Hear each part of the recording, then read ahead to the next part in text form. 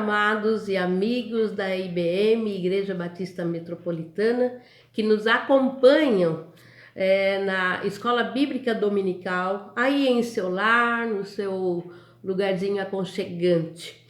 Hoje nós vamos dar continuidade aos estudos e vamos estudar a segunda parte da lição de número 16. Vocês que estão acompanhando aí no Evangelho de João, propriamente no capítulo 19, hoje, onde nós vamos estar tratando sobre a crucificação de Jesus Cristo. E nesta manhã, nós queremos que você esteja conosco. Temos a participação hoje da minha filha Sabrina. Gostaríamos que você também participasse conosco aí na sua casa, mas se você quiser participar também da nossa EBD, participando das leituras, participando do estudo, você pode nos avisar que nós estamos dispostos a ceder a oportunidade para vocês também. No capítulo 20, nós teremos a presença do nosso querido pastor Alexandre. Então, vão se preparando aí, porque nós já estamos chegando ao final da nossa revista, né? Que gostoso estudar o Evangelho de João. Mas vamos orar? Pai querido, nesta manhã queremos te louvar, queremos te engrandecer, queremos te agradecer por tudo quanto o Senhor tem feito por nós durante todo esse tempo. Agradecemos a Deus pelas oportunidades de estarmos estudando a Tua Palavra, mesmo em meio à pandemia. Estamos alcançando outras vidas e queremos nesta manhã que o Senhor esteja presente em cada lar nesta hora. Visite, ó Deus, cada irmão, visite cada família neste momento, para que nós possamos ouvir e entender a Tua Palavra. Ó Pai querido, nesta hora também, queremos te pedir para que o Senhor esteja visitando todos aqueles que estão enfermos nesta hora, aqueles que necessitam da Tua cura, da Tua mão poderosa, da Tua presença, do alívio vindo do altos céus. Nós queremos te pedir, Pai, que o Senhor esteja visitando cada um, ó Deus, que está hospitalizado, visitando os nossos irmãos que estiveram enfermos esta semana, mas o Senhor tem cuidado. Ó Pai querido, nós queremos te entregar nas Tuas mãos todos aqueles que necessitam de Ti nesta hora. Te pedimos pelo nosso país, Senhor, te pedimos pela saúde do nosso país, te pedimos pela vida espiritual dos nossos irmãos, te pedimos, ó Pai, para que a nossa fé não venha enfraquecer. Pelo contrário, Senhor, que o Senhor nos ajude a estar sempre, ó Deus, unidos, mesmo estando longe, mas estamos próximos no coração, na saudade e especialmente em comunhão contigo. Fica conosco nesta manhã e prepara os nossos corações para ouvir o estudo da Escola Bíblica Dominical, que é o estudo da Tua Palavra. Fica conosco, nós oramos no nome de Jesus. Amém. Se Deus fizer, Ele é Deus. Se não fizer,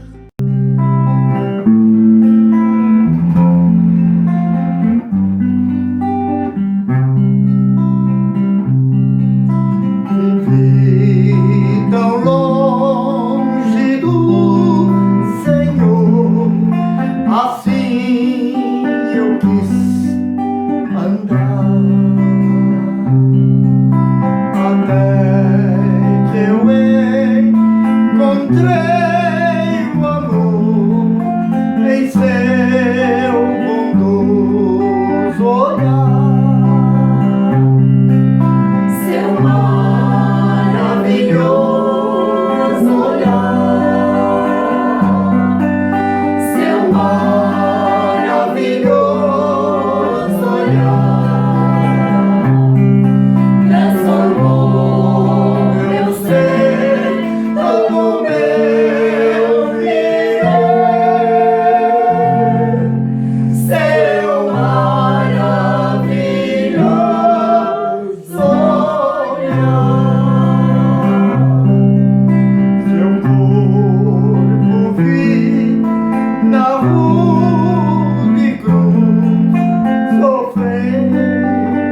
morri por mim.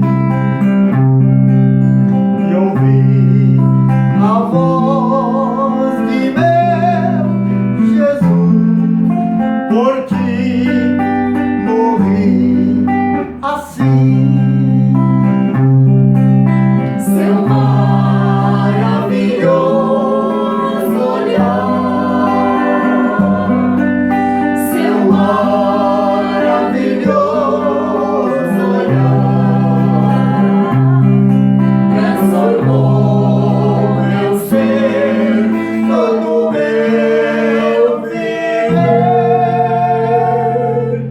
Seu maravilhoso olhar.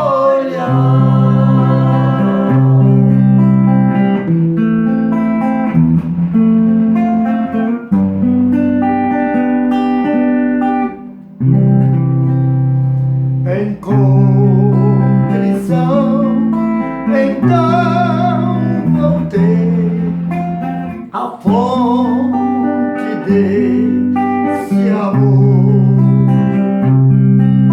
Perdão e paz em Cristo achei, pertenço ao Salvador. Seu maravilhoso olhar, seu maravilhoso olhar, transformou meu ser, todo meu viver. Seu maravilhoso olhar,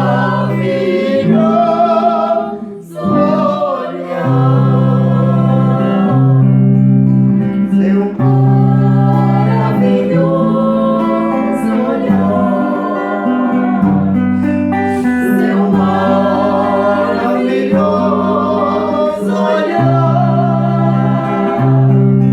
transformou meu ser, todo meu viver. Seu maravilhoso olhar.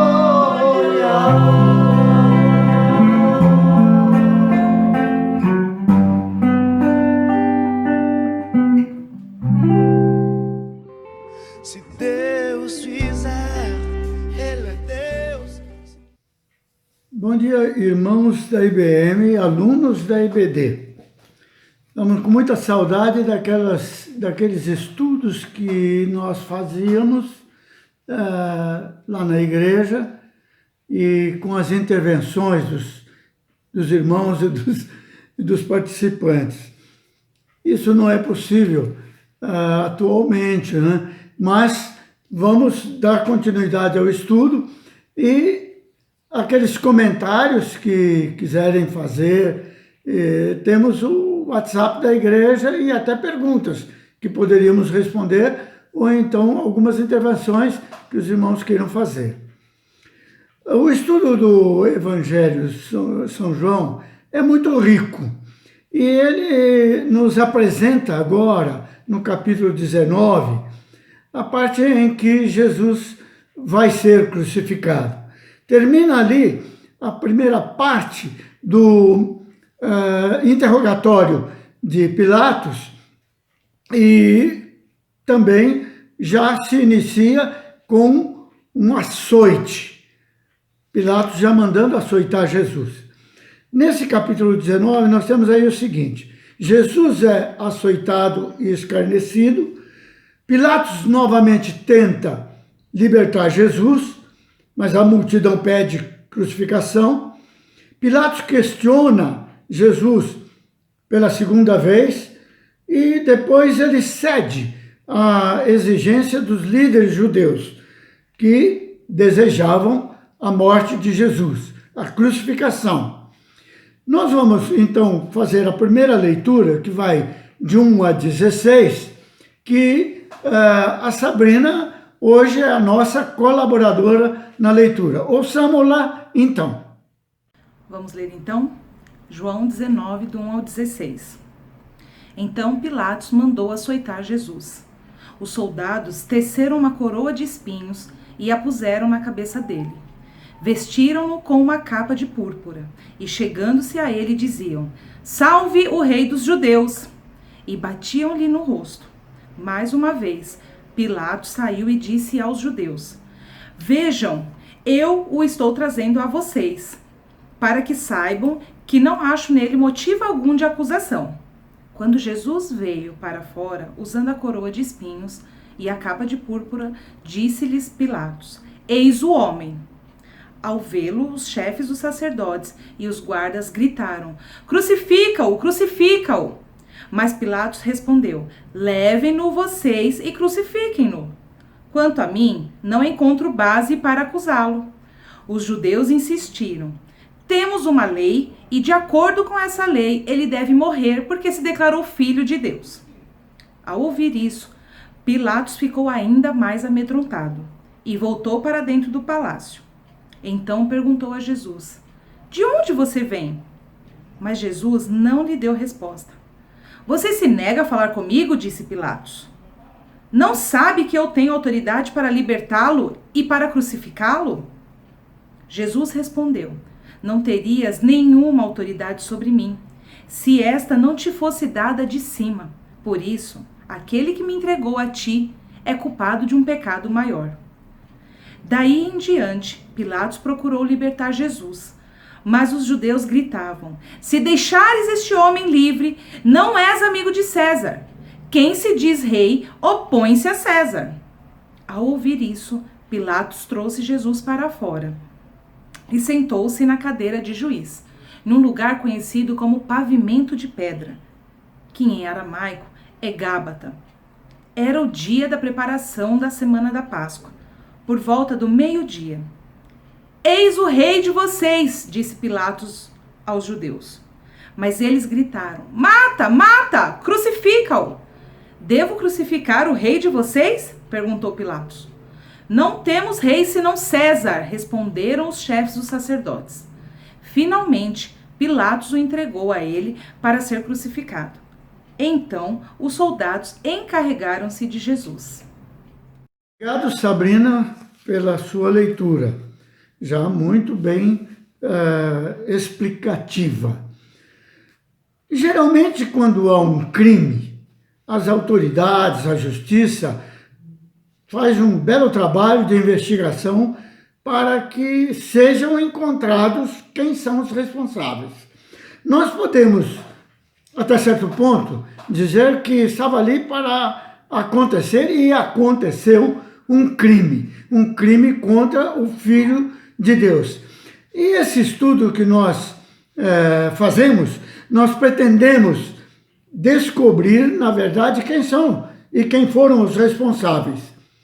E, para nossa surpresa, nós temos aqui, no texto lido, aqueles personagens que participaram desse crime contra o Filho de Deus. Pilatos começa com um açoite. E este açoite foi, de fato, algo assim terrível contra o próprio Jesus Cristo. Nós podemos, então, começar perguntando: por que é que Jesus morreu? Se ele era inocente, poderia morrer. Mas nós temos aí, pelo menos, 3 circunstâncias que poderiam dizer por que Jesus morreu. Primeiro, Jesus morreu porque Pilatos acabou interrogando e julgando Jesus por sua livre conveniência. Ele era governador romano e quis agradar os judeus. Querendo agradar os judeus, apesar de convicto da inocência de Jesus, ele envia para Herodes, Herodes devolve para Pilatos, e nessa volta para Pilatos, ele encontra uma pressão tremenda dos próprios judeus e acaba lavando as mãos e deixando Jesus por conta desses judeus que queriam crucificá-lo e gritavam crucifico. O outro que participou desse julgamento foi o próprio Judas, que nós já falamos muito a respeito, e foi por dinheiro. Dinheiro e ganância, por quê? Vendeu Jesus e amava mais o dinheiro, apesar de ter estado com Jesus 3 anos. E no final das contas, o Sinédrio também, julgando Jesus, trouxe uma acusação que não era verídica e não tinha testemunhas, dizendo que ele estava fazendo um movimento contra o imperador romano. Nesses 3 estágios de julgamento que nós encontramos aí, que são aliás, esses estágios foram do Sinédrio, que era propriamente julgamento religioso, mas encontramos um julgamento também das autoridades judaicas e do povo, que afinal, quem deu a condenação, quem decretou a sentença, quem decretou a pena de morte, foram aqueles que estavam na multidão. A multidão decreta a pena de morte insuflada pelas autoridades religiosas. Mas Jesus morreu também porque ele quis morrer, precisava morrer. Era plano de Deus. E ele estava dentro do plano de Deus, desde a criação do mundo. A Bíblia diz que ele foi sacrificado antes da criação do mundo. Porque para Deus não existe relógio, não existe cronômetro, não existe tempo, não existe era. Existe o seguinte: eu sou. Tanto Jesus disse eu sou, como Deus disse a Moisés eu sou. E ele se entregou. É importante que nós conservemos isso na nossa mente, que Pilatos foi instrumento da morte de Jesus. O Sinédrio foi um instrumento da morte de Jesus. A multidão foi instrumento da morte de Jesus. Os tribunais ali montados, sem testemunha, mas apenas com inquérito, apenas com a pressão do povo, a pressão dos judeus, tudo isso foi um instrumento para que se cumprisse o plano de Deus. Era plano de Deus por causa da maldade dos homens. Nós vemos em toda aquela circunstância, no capítulo 19 todinho, e principalmente nessa primeira parte, que nós ouvimos a leitura pela Sabrina, que havia um ódio, um clima de ódio, e Jesus enfrentou tudo isso voluntariamente. Ele se entregou à morte, e morte de cruz. Quando nós lemos lá em Atos 2:27, nós lemos o seguinte: Pedro, no dia de Pentecostes, dizendo o seguinte: sendo este entregue pelo determinado desígnio e presciência de Deus, vós o matastes, crucificando por mãos de iníquos. Assim Pedro atribuiu a morte de Jesus por mão de iníquos. Nós sabemos disso. Ele foi plano de Deus, mas maldade dos homens. Maldade dos homens quando? Desde a fundação do mundo. Desde a fundação do mundo, o homem é iníquo, é mau e merece ele a morte. Mas Jesus veio se entregar à morte, e morte de cruz, por causa de nós também, que estamos vivendo nos dias atuais. Logo, Jesus se entregou, e se entregou por amor. Veja bem, Jesus se identificou com os pecadores o tempo todo da sua missão aqui. Jesus se recusou várias vezes a se desviar da cruz. Logo, ele veio para morrer. Ele predisse a sua morte. E foi até num momento lá em que Pedro falou: de modo algum isso não pode acontecer contigo. E Jesus disse assim: afasta de mim, Satanás. Por quê? Porque Jesus estava realmente já no caminho para o Gólgota. Jesus deu a sua vida. Jesus entregou a sua vida. Jesus voluntariamente decidiu entregar a sua vida. E se entregou por quem? Ele se entregou por aqueles que estavam lá crucificando, se entregou por aqueles que viriam depois também, e se entregou por nós, como diz Paulo em Gálatas, capítulo 2, 20, e Efésios 5, 2 e 25. E ele se entregou por quê? Por que morreu Jesus? Por amor.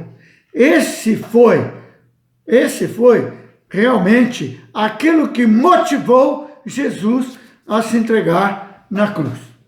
Quero citar pelo menos 5 tópicos para você, a fim de a gente entrar nesse estudo da parte que foi lida de 1 a 16.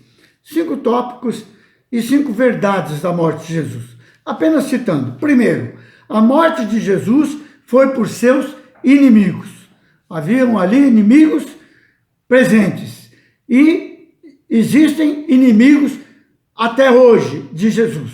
Ele morreu por aqueles inimigos e pelos inimigos ao longo de séculos e séculos, há mais de 2000 anos. Jesus morreu comprando um povo que ele veio para resgatar. O seu sangue tinha um preço muito valioso.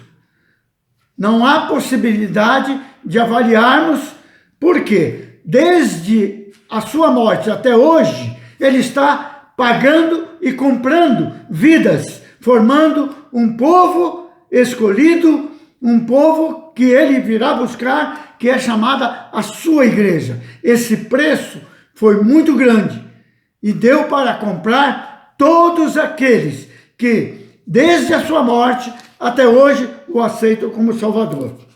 Jesus morreu também para colocar o nosso nome na lista de salvos.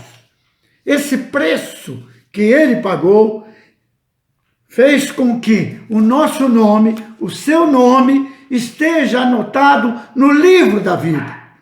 Isso foi pelo seu sangue. Seu sangue, seu nome foi escrito pelo sangue, com o sangue de Jesus Cristo. Para que você jamais, naquele dia em que houver a chamada final, você não deixe de escutar, você possa escutar o seu nome sendo chamado lá, naquela relação completa, que Jesus há de chamar: vinde, benditos do meu Pai, possuí por herança o reino que vos está preparado. Ele morreu por isso, para colocar seu nome lá. Mas há uma outra coisa. Ele morreu e com a sua morte, ele está dimensionando o amor dele. Esse amor é tão grande, é extenso, como disse Paulo na carta aos Efésios. É um amor em 4 dimensões: altura, largura, profundidade e também comprimento. Olha só, o amor de Deus e o amor de Jesus, ele é tão grande que ele tem 4 dimensões. Ele alcança o homem no lugar mais profundo do pecado e eleva nas mais alturas que existe. Ele alcança a humanidade por completo. É um amor que é dimensionado ali na sua morte, porque ninguém poderia morrer pelos pecadores, a não ser Jesus. Pedro chega ao ponto que, e Paulo também diz, que alguém pode morrer por uma pessoa ruim? Não. Só morre por uma pessoa boa. Mas quem é bom? Ninguém. Então somente Jesus poderia provar este amor. Provar esse amor em que Cristo morreu por nós, sendo nós ainda pecadores. Que amor grandioso. Finalmente, eu queria só mostrar que com isso, Deus reconcilia todos nós. Com a sua morte lá na cruz, ele está reconciliando. Ele está colocando uma bandeira de paz entre nós dois. A guerra contra o pecado está sendo ali vitoriosa. E não haverá mais possibilidade em que nós sejamos condenados aceitando a Cristo. Por quê? Porque fomos reconciliados com o sangue. Jesus, com os seus braços estendidos, parece que ele coloca a sua mão na minha mão e na sua mão, na mão dos pecadores, e a outra mão ele coloca na mão de Deus, dizendo, agora nós estamos unidos através da minha morte. É isso que eu penso nessas 5 etapas ou 5 posições da morte de Jesus.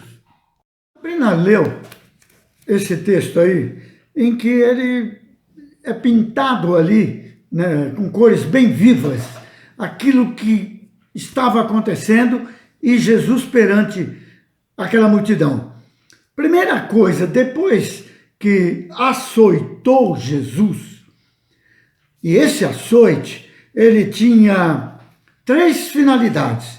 Primeiro, era um açoite para punir. Os romanos costumavam pegar aquele condenado à morte, a primeira coisa, açoitar. O que era esse açoite? Era um chicote com o couro de ovelhas ali e com ossos na ponta para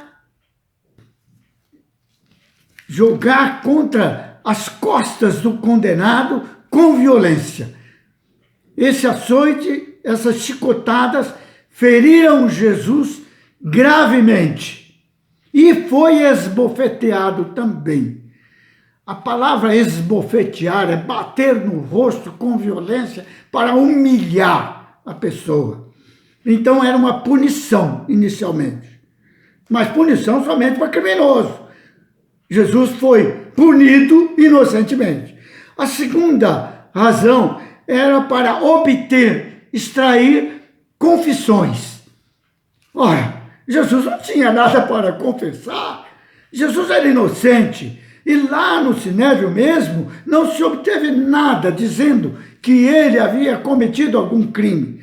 E logo em seguida, Pilatos percebe que não havia crime. Mas a terceira razão para chicotear violentamente a Jesus era para enfraquecer o seu corpo. Era como se fosse para ele entrar num estado de torpor em que ele já passasse por ali, naquele momento, a caminhar para a morte, pelas feridas, pela perda de sangue e pelo sofrimento que estava ali. Há outro aspecto também moral. Uma pessoa inocente apanhar e sofrer tudo isso, realmente a pessoa fica moralmente abatida, ou seja, não vai reagir mais. E aí os soldados também ainda fizeram mais. Eles teceram uma coroa para injuriarem Jesus, para humilharem Jesus, para provocar escárnio diante da multidão. Ele não está dizendo que ele é judeu, que ele é rei dos judeus, ele está dizendo isso, e o seu rei, ele é rei de outro mundo, então vamos colocar uma coroa na sua cabeça, mas uma coroa de espinho, para sangrar mais, para que ele possa perder mais sangue. E ainda, pior, vestiram-no com uma roupa real. Que coisa fizeram com o nosso Mestre Jesus? A multidão grita, junto com aqueles que estavam lá, salve os reis dos judeus, e batia no seu rosto. Pilatos aí sai ali na frente e fala assim, olha, eu não vejo nenhuma culpa, estou trazendo ele aqui de volta e não vejo nenhuma acusação. Pilatos reconhece pela segunda vez que Jesus é inocente. A primeira foi com Barrabás. E agora no versículo 4, que foi lido, Pilatos diz assim, eu não estou vendo culpa, mas apresenta ele, eis o homem. É como nós muitas vezes vemos assim, esse é o cara, olha o homem aí, vocês fiquem por conta de vocês. E quando diz isso, Pilatos já está mostrando que não quer saber do julgamento de Jesus, vai inocentá-lo. Mas a multidão grita, crucificam, crucificam, e Pilatos diz assim, então, se é para crucificar, vocês levem e crucifiquem. Jesus coloca nas mãos dele, justamente nas mãos dos judeus e dos sacerdotes e aqueles que estavam ali, a responsabilidade. Pilatos quer livrar a sua responsabilidade, mas eles insistiam dizendo que eles tinham uma lei que quem diz que é o Filho de Deus, se arroga no título de Filho de Deus, deve morrer, porque não existe Filho de Deus. Eles estavam esperando o Filho de Deus, o Messias, ainda estavam esperando. E esse aí não podia ser aceito de forma alguma como Filho de Deus. Quando diz isso, Pilatos apavora. Por quê? Ele tem diante de si alguém que é inocente e que os próprios acusadores estão confirmando que ele era o Filho de Deus. Porque ele disse, se ele disse, então ele está dizendo alguma coisa que ele realmente é. E com isso, Pilatos procura agora inquirir mais uma vez Jesus, e é uma tentativa de confissão também. Não é, na verdade, uma forma de julgamento. É uma tentativa de saber mais alguma coisa a respeito de Jesus. E aí Pilatos é encurralado por Jesus. Jesus não estava se defendendo. Jesus estava mostrando a realidade para Pilatos. Jesus estava mostrando para Pilatos quem realmente ele era, Pilatos era, como pessoa que não tinha a hombridade, a capacidade, e era uma pessoa que era volúvel mesmo. E nesse momento, nessa interrogação de Pilatos, mais uma pressão sobre Jesus. Pergunta Pilatos faz a Jesus: de onde você vem? Em outras palavras, você é um galileu, que eu sei, mas de onde você vem? Era uma pergunta para saber se ele vinha realmente da eternidade. Se é Filho de Deus, ele tinha que vir de lá dos céus, mandado por Deus. E Jesus não responde. Ele se nega a responder porque qualquer tentativa de defesa de Jesus ia mudar o plano de Deus. Ali nós temos Jesus, Filho de Deus, e Jesus, o homem, o Deus encarnado. É o homem também que estava ali. A tentativa de Pilatos era demoníaca. Era o demônio trabalhando ali para que Jesus não fosse condenado à morte, para que Jesus não morresse. Mas Jesus tinha convicção e ele foi até o fim. Então nós percebemos que de onde você veio? E ele não respondeu. Mas você não sabe que eu sou governador com poder da vida e da morte? E que se eu quiser eu posso mandar crucificar? Eu tenho esse poder que me foi dado. Jesus então cerca Pilatos com uma frase muito contundente: nenhum poder você teria se não viesse de lá de cima. Que coisa séria. Isso nos leva a pensar até sobre esses governantes que nós temos hoje no mundo inteiro. Todos eles assumem poderes que são permitidos por Deus. Deus permite. E sobre eles está, na verdade, o cutelo de Deus. Eles vão pagar caro por tudo que fazem de errado. E Pilatos, a gente sabe que conta a história que Pilatos foi até chamado pela sua mulher para que não se envolvesse na questão desse justo, desse homem inocente. E a mulher foi atormentada por isso. Mas isso serviu justamente para que Pilatos pudesse ter conhecimento. E agora ouve de Jesus essa palavra: você não teria nenhum poder se não viesse lá do meu Pai, em outras palavras. E aí ele fica apavorado, e é a terceira tentativa diante disso que Jesus falou, para ele libertar a Jesus e dizer a eles, olha, não tenho culpa nenhuma desse justo. Eu não estou vendo que ele, pelo que eu estou vendo, ele não é culpado de nada. Agora quem coloca Pilatos numa encruzilhada, como fiel da balança, como aquele que a balança deveria pender para a crucificação, é o povo. Ora, se você liberta esse homem, ele é acusado, ele cometeu várias medidas e atitudes e falou muita coisa aí que contraria, tudo mentira, que contraria o governo de Roma, o imperador, César. E quem colocou você aí foi César. E se você liberta esse homem, que nós sabemos, ele cometeu essas coisas contra o governo de Roma, você vai criar uma inimizade contra César. Ora, se você cria inimizade contra César, você vai perder aí o seu mandato de governador. E então Jesus senta lá numa pedra que se chama lá Gábata, que era uma cadeira onde só se sentava ali o juiz, e ele ouve a multidão gritando, crucificam, crucificam, pois o único rei que nós temos não é esse aí, não é Jesus, rei dos judeus. O único rei que nós temos é o imperador César.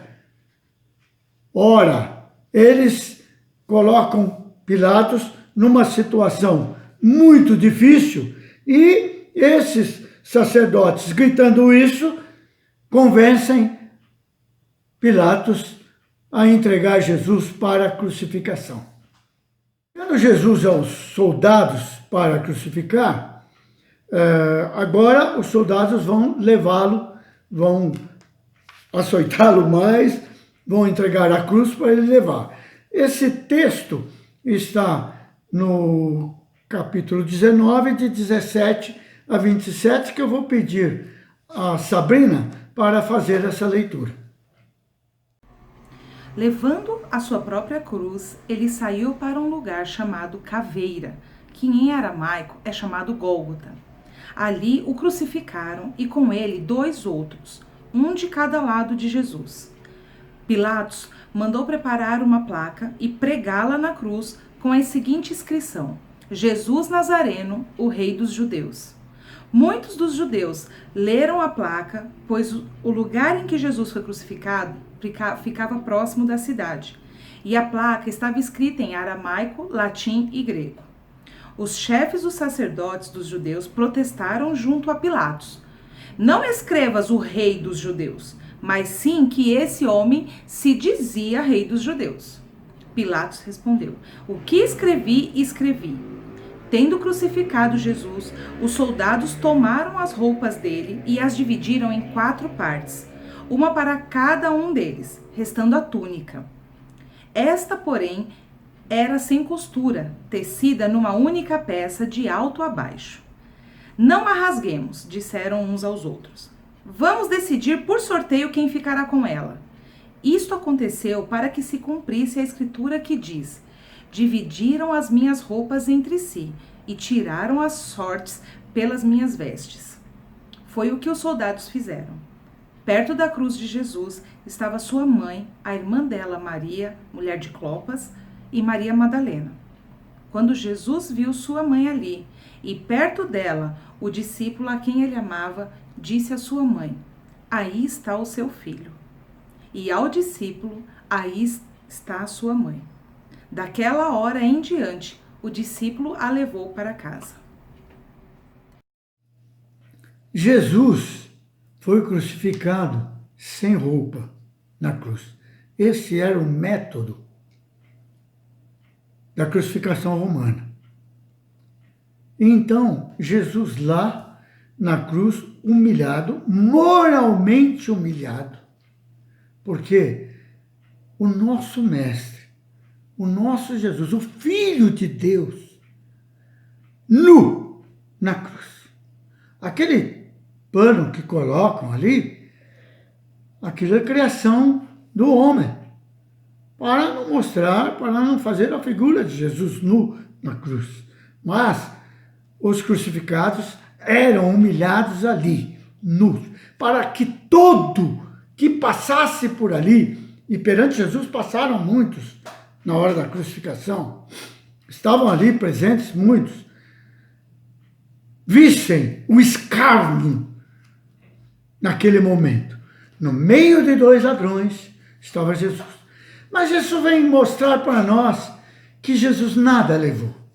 Porque parece que nada era dele. Há uma poesia que no domingo que vem eu faço questão de ler. Nada era de Jesus. Aquele barco, o jumentinho, tantas coisas que ele usou, não era dele. Nem as roupas ficaram com ele no sepultamento. Jesus, até as roupas, ficou sem elas.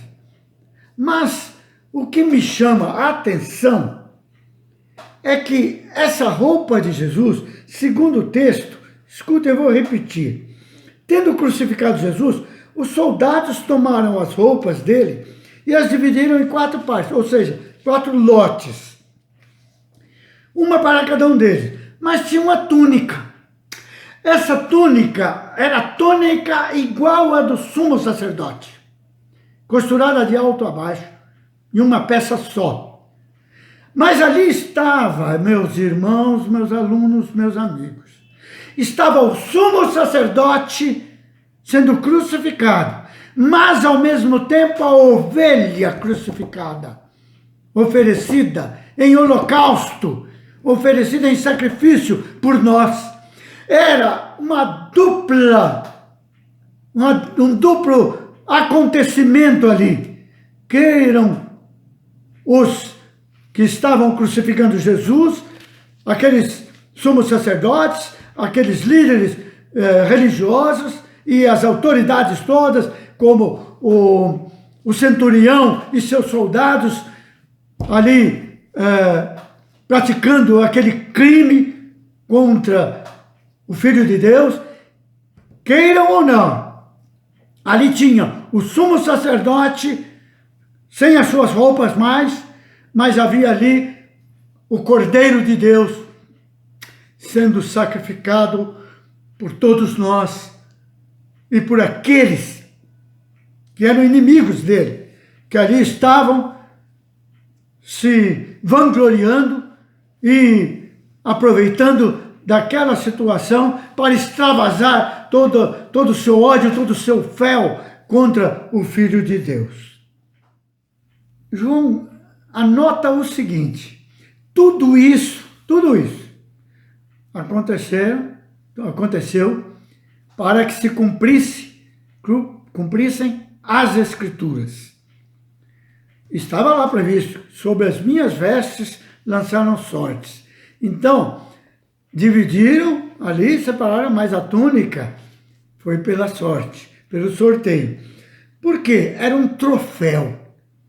Os soldados, quando crucificavam alguém, eles tinham o direito de levar alguma coisa daquele morto, daquele crucificado, para mostrar, para guardar, para colocar lá na estante deles, lá dentro de casa, em algum lugar, ou no destacamento, dizendo: olha, essa crucificação aqui eu participei. Eu tive coragem, fui lá e fiz e cometi, eu fui aquele algoz, eu mereço uma promoção. Olha aqui, a prova de que eu fiz tudo isso. Era, na verdade, um troféu. Jesus perdeu tudo, perdeu até as suas vestes. Mas nesse momento estava se cumprindo as Escrituras. Para aqueles que não creem na Bíblia, se eles realmente tomassem conhecimento desses textos e conferissem lá nos Salmos, ou conferissem lá no Deuteronômio, ou conferissem outras profecias, conferissem Isaías, conferissem também em outras profecias, Zacarias, por exemplo, todos eles falam da morte de Jesus. Todos eles falam, por exemplo, a entrada de Jesus em Jerusalém, fala de virar montado num jumentinho e será aclamado o rei. Salve o rei dos judeus, hosana nas alturas, seja louvado. Tudo isso está na Bíblia.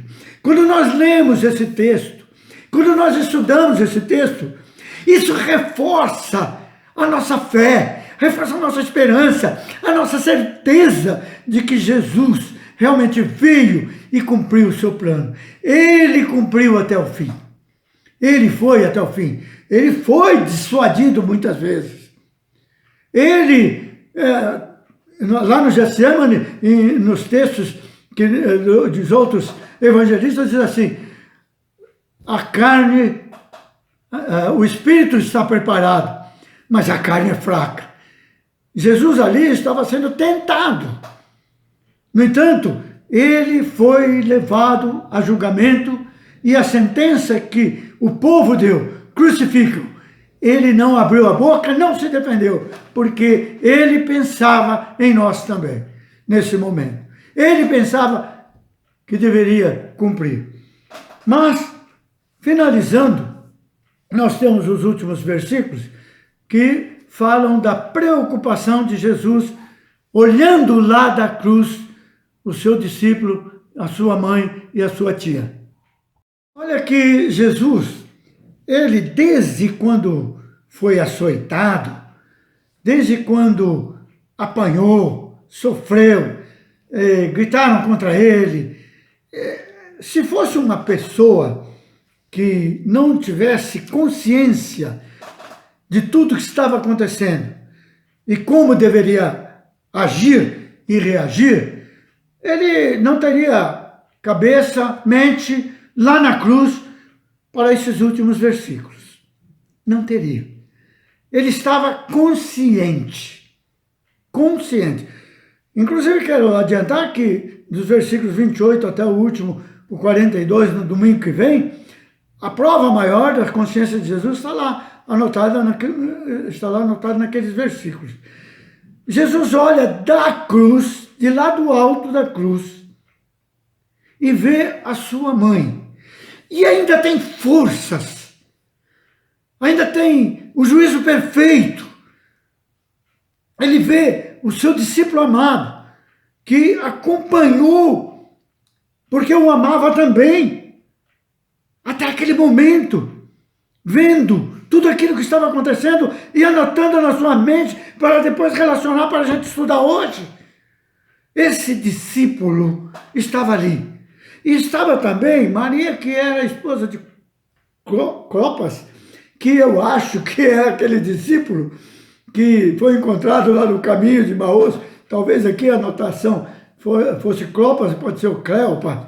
Então, estava Maria Madalena também, aquela que também foi salva por Jesus e que derramou aquele unguento para o dia da morte. E olha aqui, a profecia se cumprindo, ditas por Jesus naquele dia. E aí Jesus olha da cruz e diz, vendo a sua mãe, aí está o seu filho. Agora, João tem que adotar a mãe de Jesus para cuidar dela. Mas não somente isso.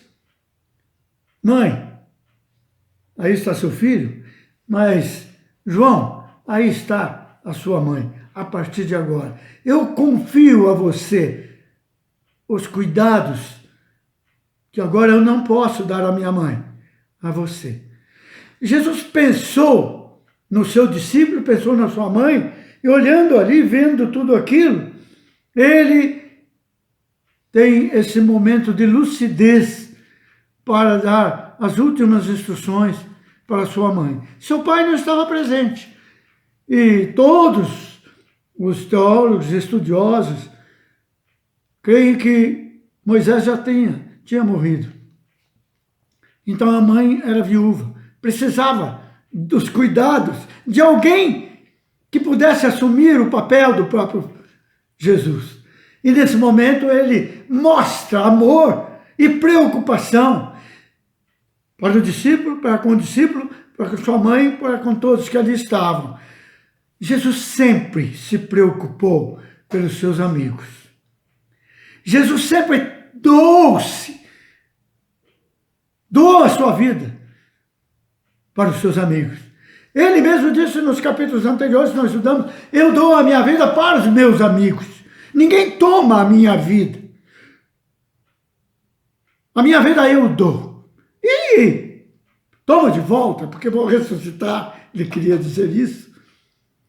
Mas Jesus, nessa mensagem aqui, final desse texto que nós estudamos hoje, ele quer dizer para você que ele está preocupado com você. Ele está preocupado conosco. Ele está preocupado com a humanidade, com os amigos dele que aceitaram a ele. Ele está preocupado com a sua igreja atualmente, enfrentando esses problemas de saúde no mundo inteiro, nessa pandemia. Ele está preocupado, como ele se preocupou com a sua mãe.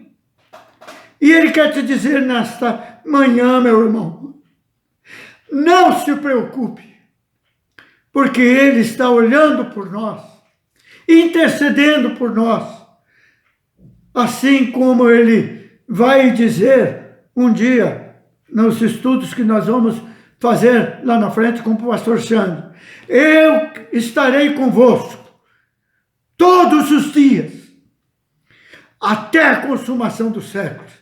E a consumação dos séculos, eu quero te dizer, meu irmão, é Jesus voltando para nos buscar e nos tirar desse mundo de lágrimas e de sofrimento. Em nome de Jesus. Amém.